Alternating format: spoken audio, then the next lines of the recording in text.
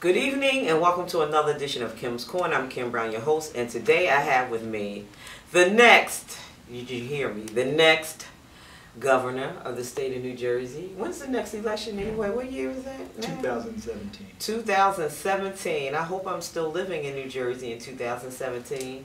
Titus Pierce. Mr. Pierce. It is a fine pleasure to meet you on today, Kim. Thank you for having me on the show. Thank you for coming. How are you? I'm feeling great. I had an amazing weekend. You know, we did a lot of planning. We unveiled a lot of our new plans over the course of the last 2 weeks. So Tom and I and, and some of the other staff, we had a lot of working that we've done over the course of the weekend. You said Tom, I'm going to cut out. Who was Tom again? Tommy B. Tommy B is the campaign manager for our organization, Pierce for Governor 2017. Who used to work for President Obama. Who did. And yes, he did in an official capacity in some form, yes. Okay, so give us a little background about yourself. Now, someone told me, I don't know whether it's true, that your family, I have to go into this first, is connected with the Underground Railroad or something, was it? Is that your family had something to do with? Not my family. No, my family was not wholly, was not a part of the slave movement. So in Burlington City, that's actually where they actually had the last major stop for the Underground Railroad. I remember as a kid, they had the Carson Poley Center in Burlington City, next to the James Fenimore Cooper home, and of course the home of Captain James Lawrence. And inside this, you get a chance to do several stops in the city that take you from this penny candy store named Pete's. And Pete's was the big deal. Once you went underneath Pete's, there was a spiral staircase of some sort that went underground, went to an entire sewage line that ran right to where there's a giant anchor. That giant anchor in Burlington City, there's some flags there, and it was the actual official landing point back in 1677. It's an amazing place to live, and if you ever saw the town, it's actually built like Philadelphia. It's an entire cross. One side of the cross going up through High Street, and the second side of the cross cutting through Broad Street. And on each side of it, there's a major church that buoys it. I can't think of the names of the churches, but I am quite sure that they're there. Oh, okay, yeah, because we have something like that here at the Bloomfield Steakhouse, and they have an old well, and they found some tunnels there, and that was part of the Underground Railroad too, and I think it runs from like Bloomfield, and it went all the way up to like Verona or Caldwell or somewhere up there, so that was interesting. But now back to you. You want to run for governor. Give us a little background where you were born and what made you decide to run for governor of the state of New Jersey. Well, I'll tell you, I was born, believe it or not, in Willingboro, New Jersey, at Lord's Rancocas Valley Hospital. Now, my parents say I was born at 10:25 in the morning, so I've got the birth certificate. It doesn't say any time stamp, of course, but it definitely does tell you that I was born there. I was raised in Burlington City, maybe till we were about 6 years old or so, and then we moved out a little bit more into the suburbs, and then eventually we rested in Lumberton Township, where we would go on to attend Rancocas Valley and things of that nature. And I absolutely loved growing up in New Jersey, in South Jersey in particular. I don't think you could have paid to have a better lifestyle as a young person. And that was where I chiefly developed my dream. I had a good lifestyle, and I grew up on the other side. I grew up in Newark, and I had a fabulous lifestyle when I was growing up. So. And I believe that. And especially since after graduating college, I actually lived in the cities, and I actually enjoyed that urban culture where I said, it was an amazing fuse where I had the child rearing in the suburban culture, and then I got a chance to live as a young urban professional in the urban culture, in the city centers, and not just New York or Philadelphia. I've seen a lot of them, from Chicago to Providence. Did you live in Oklahoma somewhere one time? I lived in Oklahoma, and I will tell you, I had the most incredibly terrible experience ever. We were out there one time, and there was a tornado came. And when I tell you it was sunshine and 90 degrees, and in about 30 minutes it was about 35, and it looked like a tractor trailer was getting ready to come through. It was incredible. I remember saying we're going to Texas after this, and 4 months later we were about 30 miles outside of Austin. Okay. So you've done some military service too. Tell us a little bit about your military history, your military background. My military background is the same as my dad's, believe it or not. So my dad. Well, you were a military brat? My dad served for 5 years before he got to all of us. So from 1980-something to 1980-something, he was in the U.S. Army in Fort Sill in the Field Artillery. And in 2005, I joined the same corps. So I got a chance to serve on the same tank that he had, so it was interesting. We talked on the phone. He think he could tell me what to do. Well, you got to pull the spades back. I'm like, ain't nobody messing with any spades today. You know, putting these bad boys together. These tanks are very, very sophisticated. And it's interesting. See, he had to real crank the tank to move that bad boy around to get it to shooting position. See, by the time it got to me, we had more technology. We had a joystick. That's all I'd have to do is say, let's hit. That's like playing the game. But I got a chance to see a lot of different things, you know, especially when I was enlisted. Were you in combat? Actually, did you combat? You better believe it. We you definitely. went to Baghdad, we did. We served from December 2005 to December of 2006, heading into 2007, and it was an incredible experience. I remember the very first day, the very first time somebody shot at me, and my very first reaction. I'll never forget it. I remember we were coming from Kuwait. We had seen the Italians and the British down over in Basel. I'm going to take you for a ride. I'm going to take you some other place where somebody shoot at you too.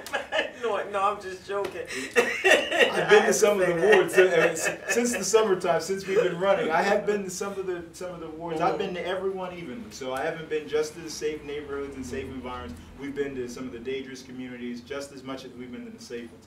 And I'll tell you, the Army experience gave that to me, you know, and allowed me to see through, you know, the battle lines. You know, just because some of the cities sometimes are a little bit dangerous doesn't necessarily mean that everything in it is bad. You know, a lot of times, you know, the crime is connected to something. You know, it is. You know, it is. It's a domino effect. Right. You know? It's traditionally has to do with something that is not legitimate. So, what made you decide to run for governor? And when did you decide to run for governor? Well, the first time, the original time, my dad must have sat me down when I was about 9 or 10 years old and told me to keep my eyes on the prize. And he said, "Where do you want to be?" And at the time, I said I wanted to be the governor of New Jersey. It must have been 1992. I had just met Governor Florio. This was so I met Governor Florio once and one time only back in the 90s. I had worked for a law firm called Terry Wilkins and Vallone. At the time, Bill Wilkins was getting ready to leave the firm. Terry had already left and became a judge. So it was really just, you know, going to be Vallone at the end of all of this, as all of those guys were being slated. And I met Jim Florio, and I remember seeing him, and in that starched hair that he had. I mean, Governor Florio's hair would not flinch. And he had this bright red and gold striped tie on. I'll never forget it. And that was the last time I had ever seen him. But right then and there, I said, I want to be like that guy. And I started. How old were you? I was about 8 or 9. Okay. And then I would later on in high school, I would get a chance to meet Governor Christie Whitman and then Secretary of State DeForest Soares, Buster Soares. And that's when I knew it. At that time, I said, I'm going to be the governor of New Jersey. I didn't care whether I was the 180th governor or the 58th. I now know that I'll be number 56 at this point. Okay. But it was my long-term vision at that point. Have you ever worked in a branch of government before? Not in a physical branch, no. So I've never actually been, you know, the Burgermeister of Joe Snuffyville, no. But I have held political offices before, you know. And of what course, political offices have you held? Now I'll tell you, even an elected office as small or as insignificant as a student government president or a class president is still an elected office, because you have to go out to the basics. You have to meet the people, and you have to tell to them and share with them your vision, your values. And I've been doing that since 1997.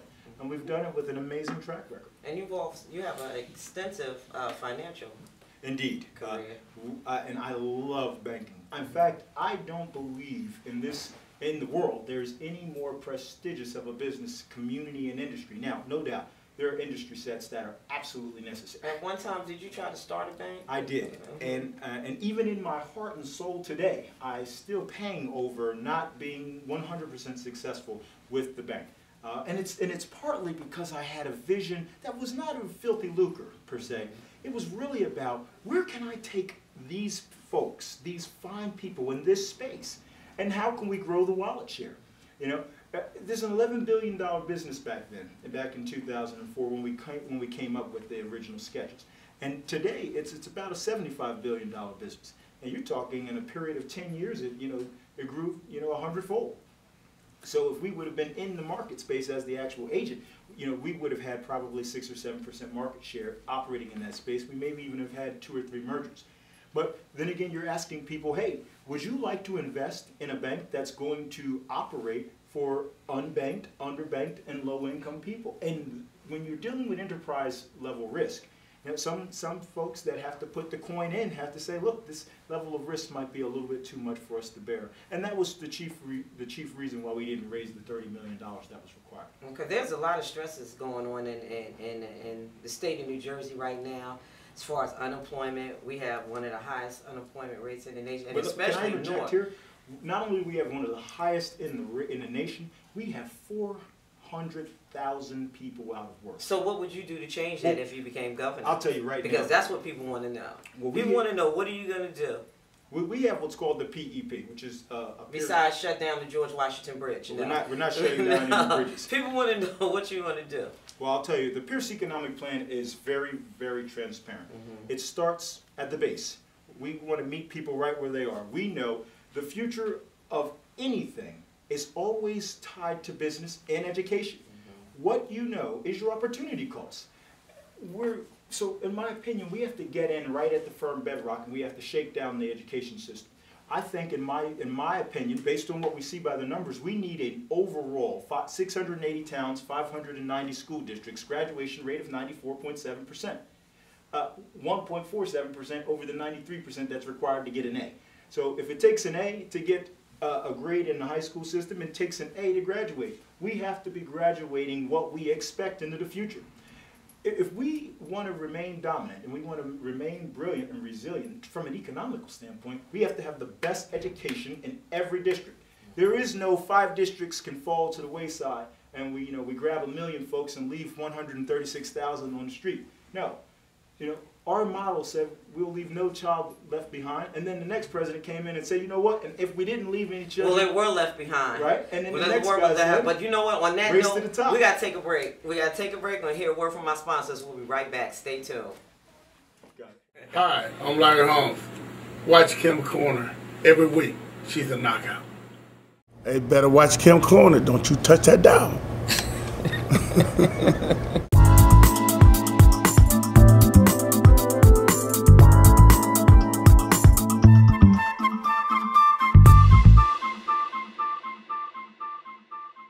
And welcome back, and I'm here with the next governor. I'm going to put it out there. You put it out there. This man, he's a lot of confidence, and he is convinced. Who's running? No, we're not going to get into that right now. This is the next governor of the state of New Jersey. We don't know who's running. We know Christie's not. But anyway, we're talking about education and turning it around. We talked about No Child Left Behind, and they were all left behind because that was a mess, too. It didn't take a genius to figure it out. If you leave, No Child Left Behind, left them behind, they're behind. So.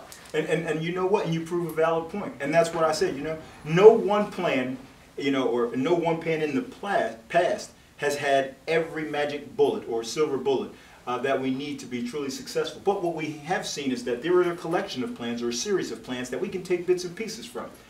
We definitely can take bits and pieces from No Child Left Behind and bits and pieces from Race to the Top and fuse them together and produce what we call the RSD, the Regional School Districting Plan here in New Jersey.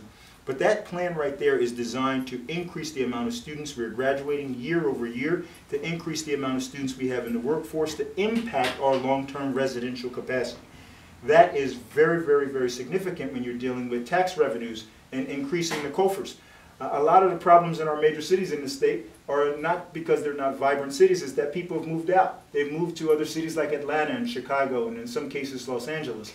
And we need to recruit these folks back. We need people to live here. But our business program is what's really going to turn it all around. We believe that the only way forward is to grow.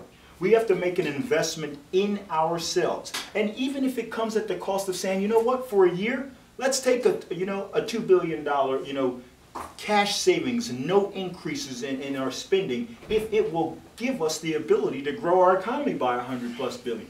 We have to grow exogenously. We have to go to other countries, other markets, and say, look, this is why you need to do business in this $4 trillion GDP economy in New Jersey or in the northeastern section of the United States. And you have to sell it. Look, in your market and in your country, you may only be a $12 million company. But here, when you come to New Jersey, if you go into Hoboken, you go into Jersey City, Newark County. You talked about Hoboken and Jersey City and things like that, and some of their mayors there really did a lot for their city. In Jersey City, they built up the ports, in Hoboken, and most of those places you can't even afford to live right now. Cory Booker didn't do us any justice at all when when he was here. And you know, and even in Atlanta, and you just saw the growth, and everything happened so fast, and it didn't here. So what would you do to work in conjunction with maybe the mayors of some of these cities, especially Newark? They're building a new prudential headquarters here, to educate our people, because we need to be educated so we can have these jobs. Because most of the time, those people who are going to work in those places aren't going to be from Newark, and then Newarkers end up in the same state. So what would you do, what programs would you think that you could implement as far as educational and training to get our people back to work? I will tell you right now, like I said, on the education part, our standards at 94% graduation rate is this first step. And then, of course, we want to come in and piggyback and dovetail on all these major city markets on a college program. Dr. Ali Hashman at Rowan University has set out to forge a $10,000 degree. But we also know we're running 33,000 students short in New Jersey. So the #1 focus is to graduate, educate, and retain the students in our pools. And that's from every community, whether it's the South Ward here in Newark or whether it's the East Ward down in Trenton. It has to be the same approach with every city. And when we do that, that's where we're going to win the Pyrrhic victory. Our Pyrrhic victory is that we're not pushing out the amount of replacements into the market from the high school level. So it's not that Mayor Booker didn't bring in the right amount of jobs or didn't exercise the right amount of abundance of caution, or if he didn't put enough structures up. It's the fact that the folks in market may not have had the necessary skills to go in and get those job sets. Not to say that, hey, you know what? And he didn't have a plan for them to do it either. So, and then another problem, you know, you have the state. The state has been in Newark. They took over the educational system, and that's been a disaster too. So would you work in conjunction with whatever mayor we have to try to maybe turn it back over to the city? What would you do with that? Because I don't think the government should be in the education business. Well, I'll tell you, I'll be frank with you. We would turn it over if we saw that the metrics had been achieved. Now, I'll tell you, we would probably... Oh, yeah, they keep playing with that. They keep playing with that, too, but go ahead. We would probably have about 5 metrics. And out of the 5 metrics, you probably need... Well, it's not a probability. You'll need to achieve 3 of the 5 metrics in order to manage the school district. Okay, but I thought Newark had done that already, and it's still a battle between that. Right now, they're still fighting that. The real battle is the amount of money going into Newark. Newark spends between $22,000 and $24,000 per pupil. Okay, and that's when the charter school thing came in, because now that's a business. It's about money, and it's not about educating our kids. Right. And we never saw the Facebook money. I don't know whose pocket that went in, but that was gone too. So it's like no one is really looking out for the welfare, the benefits of the children now. It's all a money game. I think our education plan is definitely about the welfare and benefits of the children. Our plan we regionalized in a way so that we can cut costs on the school district side, and so we can cut costs on the parent side. You know, some of these people are paying $9,000 and $10,000 a year in taxation, where their real property tax bill might only be $2,000 to $3,000, and you know, $6,000 or $7,000 of it is the school's taxes, and they're nested behind them in the effective tax rate. So we have to find ways. The real way forward here is how do we get, you know, the sources and uses of cash to Newark, to Jersey City, to Hoboken, to Passaic, you know. But it's not just Newark either. You know, we can't just say, hey, Newark is the only one with a problem. You know what? There's a lot of problems. Hamilton has some of the same issues that Newark has. Egg Harbor Township, and not just Hamilton up in, you know, near Trenton. I'm talking Hamilton, which is the blueberry capital of the world. Every one of our towns and cities are experiencing some level of stressors and financial frustration between commercial tax ratables and residential tax ratables. We've lost 1 million people, and we have to find a way to win them back and earn their trust back. And that's why I'm running for governor. I'm asking people to invite me into your home and believe in our plan. We're going to construct our way out of this. We're going to build up. My plan to get back and get into the access to the region core of this new tunnel is deep. Look, we believe, look, it creates 46,000 jobs. 6,000 of them, of course, are immediate in the construction industry, and about 40,000 of them are long-term planned jobs, whether it's conductors and engineers or the folks that manage the rail stations and things of that nature. One thing for sure, we'll be able to put an increased 1 million people into New York City, which is the gateway. This is where all business and commerce, you know, commence here in the United States of America. And we also have the port here. No. Let's not undersell that. We have the 3rd busiest port in the world here. That's right. And we have to really admonish that and say the 3rd largest in the world, and we have to, you know, we have to correlate why it is. Well, New Jersey is the 7th largest economy in the United States. In addition, it's also the 24th largest economy in the world. So when you put all of that together, this is serious business. But one thing's for sure, we can't go down there and start taxing away the poor. Well, that's what usually happens. But I want you to look in the camera, and I want you to do a mission statement, and I want you to tell my viewers why you should be elected as governor. I'll tell you, it's my mission to develop a robust set of business principles and actionable and achievable objectives across retail, professional services sector, manufacturing. We definitely want to grow a large base of the New Jersey portfolio. We believe in business from a top-down approach and across every sector. And we will grow every sector. My vision is to see 5% wallet share across 12 of the major sectors that encompass the New Jersey economy, and I'd like to see some normalizing of the economy. Currently we have in our banking sector we're only 8% of the New Jersey GDP. On the national scale, financial sector is 20%. So we've got to right the boat a little bit, and we've got to lead from the front. We've got industries that must be producing. Manufacturing is at 12.2, and I need it at 20. If we get manufacturing at 20%, we get 118,000 new jobs. We have to correlate future growth with where people are.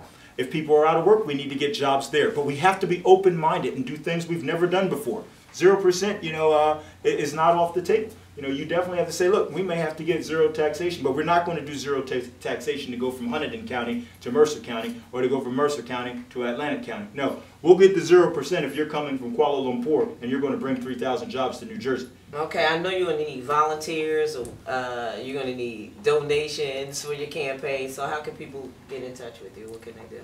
We definitely need donations, and that is real. We really need to raise about $6 to $7 million over the next year. And you can do that by visiting our website, which is www.tituspierce.com. In addition to that, you can also just mail in a donation at the P.O. Box, P.O. Box 6254, Lawrenceville, New Jersey. But there are some other requirements. You have to tell us your name, where you work at, and some other things. So it's easier to do it in the electronic capacity. But for volunteering is a little bit different. Our organization is so much more defined. Led by Tommy B over there. He's developed a grassroots organization that touches 688 towns over 21 counties. So what we're looking for is we need at least 10 people in every town. And we're looking for you. If you're watching this today, and you resonate with some of the ideas that you see on our website, we want you to stop in that volunteer section and say, you know what, I can make some calls, I can canvass some communities, I can go door by door, and I can put literature out there. But one thing's for sure, losing is not the option. Yeah, we're going to be following you. We're going to follow your campaign. We're going to see what's going on. You're getting out here now. You're the first person I know that's running for governor in the state of New Jersey. So you're out there, and we're going to follow your campaign, and we're going to see what happens with you. And it's a pleasure having you here. It has been a pleasure attending. And we'll talk all the time. I want to thank my viewers, because I got to get you back. I want to thank my viewers for watching Kim's Corner. As always, peace.